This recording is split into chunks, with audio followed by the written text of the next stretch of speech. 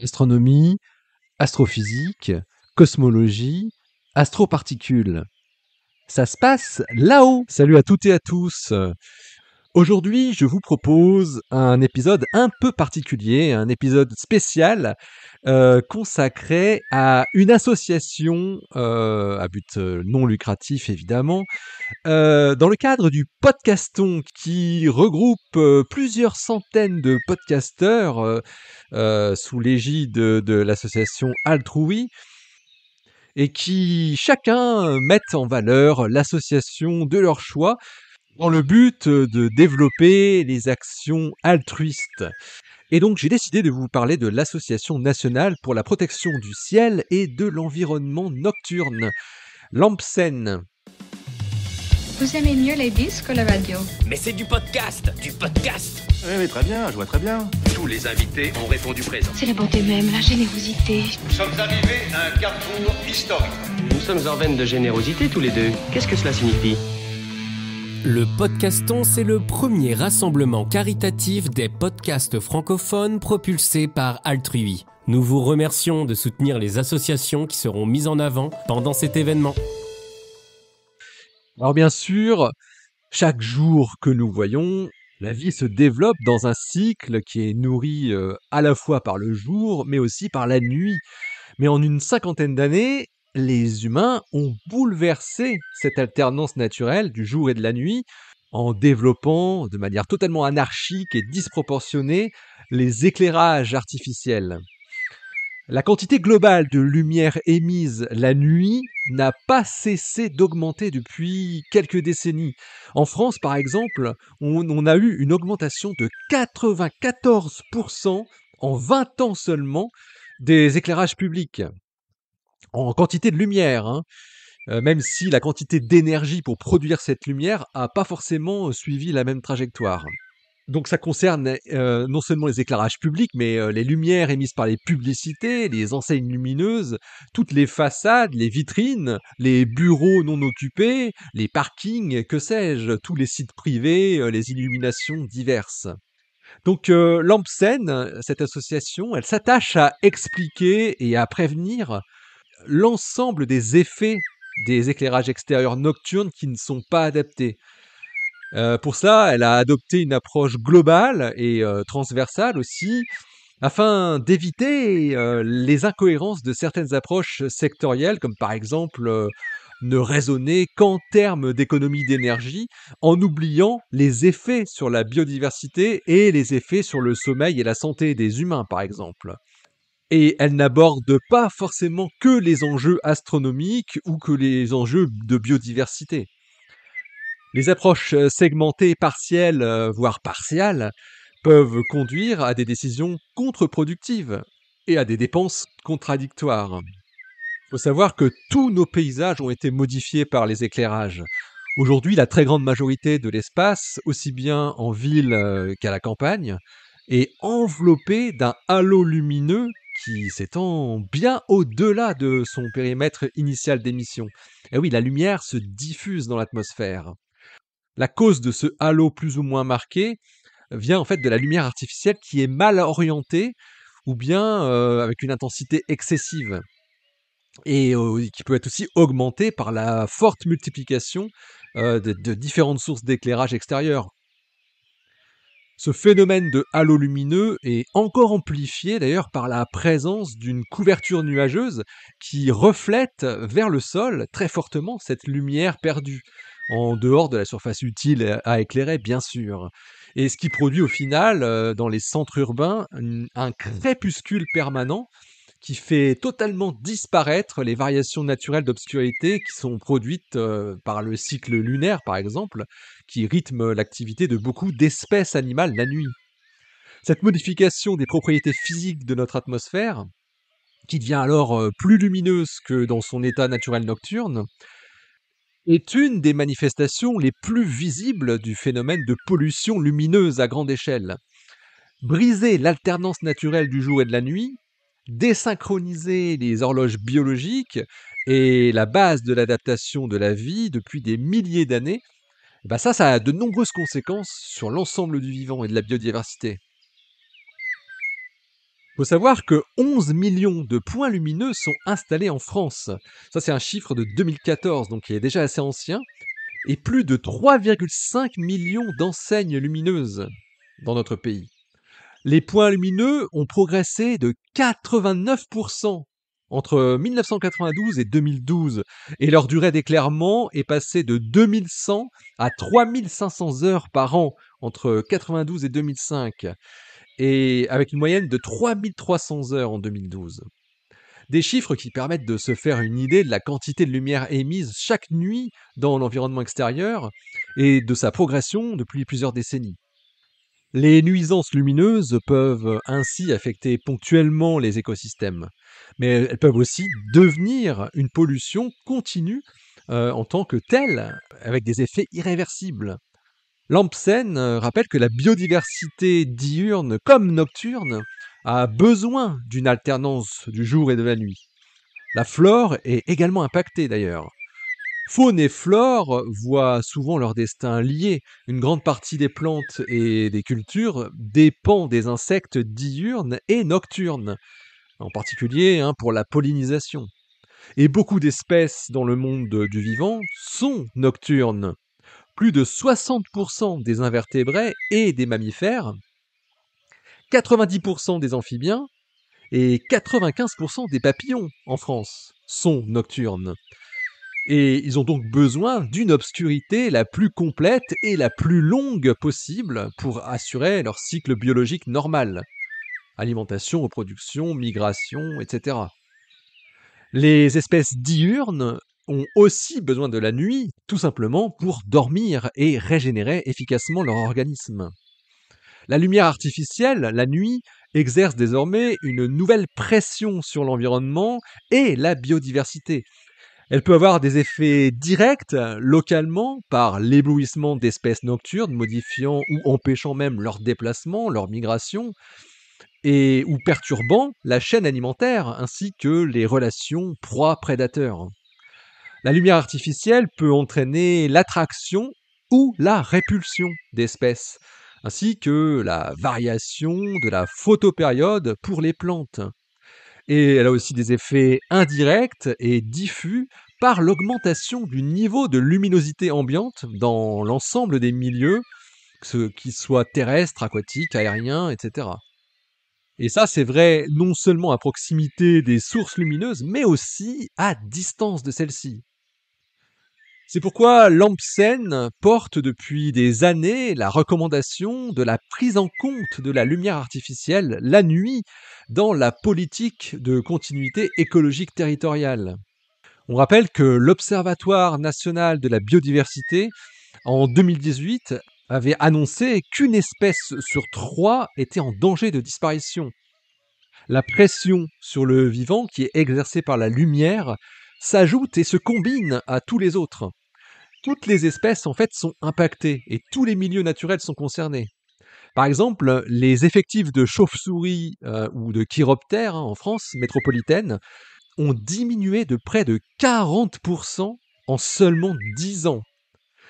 Et un effondrement de 76% des insectes volants dans les aires protégées a été constaté entre 89 et 2016. Et c'est pas uniquement l'effet des pesticides, bien que l'impact soit également très important. Par exemple, une forte régression de la pollinisation nocturne a pu être constatée entre des zones éclairées et des zones non éclairées, moins 62%. Alors, concernant les impacts sur l'astronomie, évidemment, l'augmentation de la luminance du ciel, qui est causée par les multiples halos lumineux, qui sont produits à plus d'une centaine de kilomètres à la ronde, diminue fortement le contraste des objets qu'on peut voir dans le ciel. Notre galaxie, qu'on appelle la Voie lactée, est visible sous la forme d'une traînée laiteuse séparant le ciel l'été ou l'hiver en deux, mais elle est aujourd'hui très difficilement observable dans toute sa splendeur, tout simplement à cause de la pollution lumineuse. Sur le territoire français, seuls ses contours principaux sont au mieux perceptibles par la majorité. Un ciel sans pollution lumineuse permet d'apercevoir environ 7000 étoiles en même temps, à l'œil nu. Il faut savoir que l'œil humain est tellement performant qu'il peut voir la lueur d'une bougie qui serait située à 17 km de distance, par temps clair, hein. La constellation de la Grande Ourse, par exemple, qui est visible en continu sous nos latitudes, comprend jusqu'à 400 étoiles visibles à l'œil nu. Est-ce que vous en avez déjà vu 400 dans la Grande Ourse? Eh bien, aujourd'hui, moins d'une centaine d'étoiles, en fait, dans cette constellation restent visibles dans les zones les moins polluées en France. Et évidemment, moins d'une dizaine au centre des grandes villes, bien sûr, si ce n'est moins.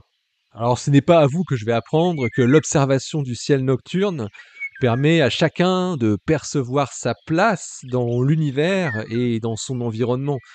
L'astronomie amateur permet aujourd'hui aussi de participer activement à certains programmes de recherche en astronomie et en astrophysique, par exemple pour la détection et le suivi d'astéroïdes, de météorites, même de supernovas et de comètes, bien sûr, ou même d'exoplanètes.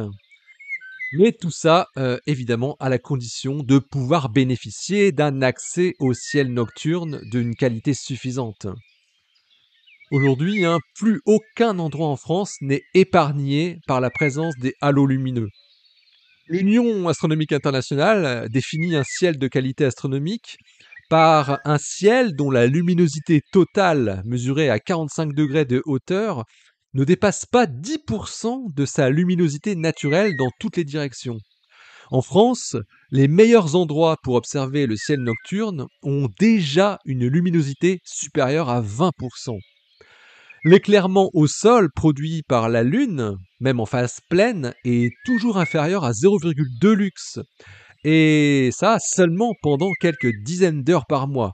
Eh bien, les lampadaires produisent une lumière qui varie entre 10 lux et plus de 100 lux à leur base, durant leurs horaires de fonctionnement chaque nuit. Alors, l'Association nationale de la protection du ciel et de l'environnement nocturne, l'ANPSEN, sensibilise tous les interlocuteurs nationaux utiles aux enjeux de l'évolution incontrôlée et exponentielle de l'éclairage public, qui entraîne ces halos de pollution lumineuse et la disparition de la nuit par les dégradations de l'environnement nocturne. L'ANPSEN porte publiquement un ensemble de recommandations pour chaque enjeu et son action est absolument unique en France. L'ANPSEN souhaite une approche contemporaine de l'éclairage et non la répétition de recettes du siècle précédent qui reposaient sur l'offre des fabricants et des installateurs, plus que sur l'analyse fine des besoins réels des élus, des acteurs et des citoyens. L'approche du siècle précédent était orientée par un lobbying consistant à développer des approches standardisées. Mais l'approche par l'offre et par la standardisation a conduit au suréquipement et au suréclairage nocturne. Le futur que l'association appelle de ses voeux serait fait de réponses beaucoup plus adaptées finement à la réalité des besoins avérés et non créés, et ça par spécificité de territoire. De plus, la modernité et l'innovation ne se résument pas du tout à utiliser simplement la dernière technologie d'éclairage par principe, ni à installer électronique et numérique partout sans en donner les coûts et les impacts réels. La véritable innovation réside d'abord dans des approches nouvelles parce qu'elles sont globales, tant en termes de coûts que d'impact. Elle réside dans une réponse à des besoins avérés et non créés, amplifiés ou imposés. Elle réside aussi dans la recherche de plus de sobriété lumineuse. Or, les approches d'efficacité énergétique seules démontrent chaque jour qu'elles ne signifient pas recherche de sobriété lumineuse. Ce qu'il faut désormais, c'est intégrer tout au long du cycle de vie de l'éclairage ses externalités environnementales, sanitaires et sociales.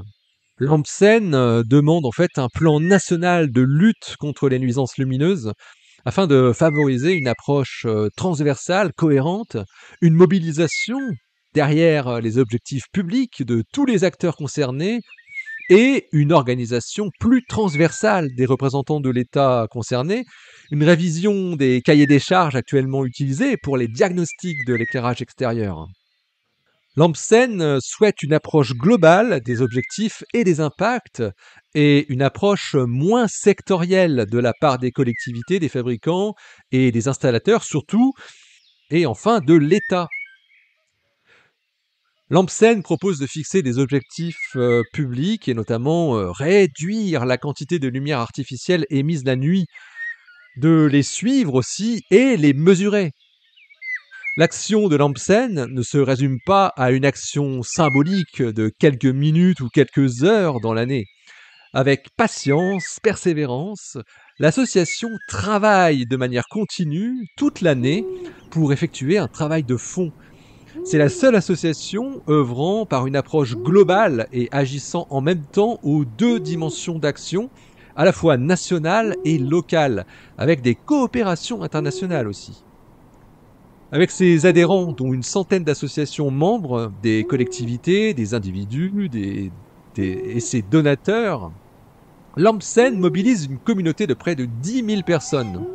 Reconnue d'intérêt général, elle a reçu en 2014 pour la première fois l'agrément national des associations de protection de l'environnement. Et cet agrément lui a été renouvelé en 2019. Alors au niveau national, l'AMPSEN fait une action continue de plaidoyer et de pédagogie auprès des interlocuteurs nationaux, que ce soit les ministères, les administrations, le Parlement, les organismes de normalisation, donc l'AFNOR, mais aussi d'autres partenaires. L'AMPSEN a notamment contribué à faire reconnaître l'enjeu de l'environnement nocturne dans les lois Grenelle de l'environnement, et elle suit chacune des étapes de l'élaboration des décrets et des arrêtés associés. De même, l'AMPSEN a fait inscrire en 2015 3 articles relatifs à l'éclairage et aux nuisances lumineuses dans la loi de transition énergétique. L'AMPSEN a fait reconnaître en 2016 les paysages nocturnes comme patrimoine commun de la nation et le devoir pour tous de protéger l'environnement nocturne dans la loi sur la biodiversité.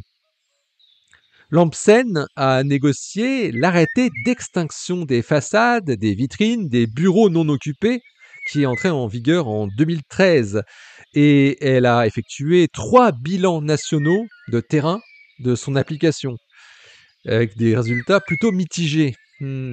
Après un recours associatif gagné devant le Conseil d'État, l'AMPSEN a mené 9 mois d'échanges et de discussions en 2018 pour voir publier 2 arrêtés en décembre de cette même année pour un grand nombre d'installations lumineuses. Et l'association a contribué également aux discussions sur une norme expérimentale de l'AFNOR et sur les certificats d'économie d'énergie de l'éclairage public. L'AMPSEN a ainsi fait avancer l'inscription des effets sanitaires et sur la biodiversité des LED dans le plan national santé-environnement. En gros, l'AMPSEN souhaite un éclairage contemporain. Mais la modernité et l'innovation ne se résument pas seulement à l'achat de la dernière technologie de gestion électronique ou d'autres objets dits intelligents. L'innovation réside dans une nouvelle conception des finalités de l'éclairage et aussi une approche globale, prise en compte des coûts globaux et impacts globaux des installations lumineuses sur l'ensemble du cycle. Selon l'AMPSEN, l'innovation consiste à répondre aux besoins réels ajustés au territoire, donc des habitants.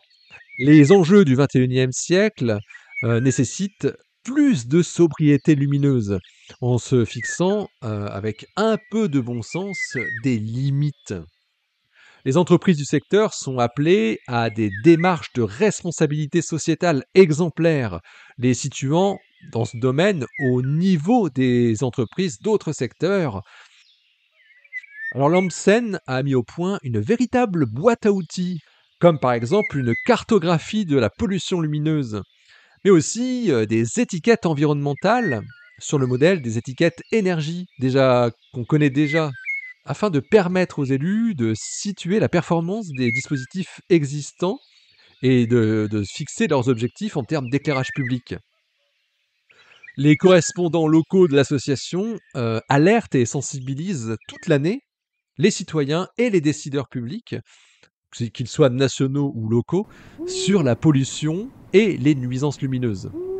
Et l'AMPSEN a conçu la première charte qui est proposée en France à la signature des communes qui acceptent de s'engager volontairement à rénover leur éclairage extérieur et ses usages, en intégrant les dimensions environnementales dans leurs projets. Près de 400 communes déjà, ou des conseils généraux, ou des communautés de communes, l'ont déjà signé. Ce qui veut dire que des millions d'habitants sont déjà concernés.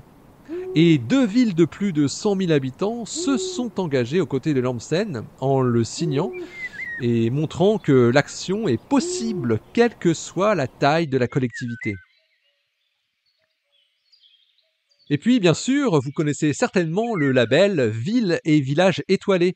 C'est un label qui a été créé par l'AMPSEN et qui valorise localement toutes les communes qui agissent ou veulent progresser par un label national qui est valable d'ailleurs plusieurs années, qui est valable 5 ans. Et déjà plusieurs centaines de communes ont été labellisées, entre 1 et 5 étoiles, et ont vu ainsi leur démarche de progrès valorisée localement et nationalement. Alors vous aussi, vous pouvez contacter votre maire pour le sensibiliser à cette problématique de la pollution lumineuse et pour l'inciter à gagner ce label Ville et Village Étoilé, qui est toujours un petit plus pour une commune. Alors vous aussi, vous pouvez aider l'Association nationale pour la protection du ciel et de l'environnement nocturne, l'AMPSEN, en adhérant, pourquoi pas, ou en faisant un petit don. Vous retrouverez toutes les informations sur le site de cette association qui est le www.anpcen.fr. Voilà, allez, cet épisode arrive à son terme. Je vous souhaite un très bon ciel. J'espère que chez vous, ce n'est pas trop pollué par la lumière. Et puis, rendez-vous à la prochaine. Donc, d'ici la prochaine, portez-vous bien, restez bien les yeux vers le ciel et restez bien les pieds sur terre. Allez, salut!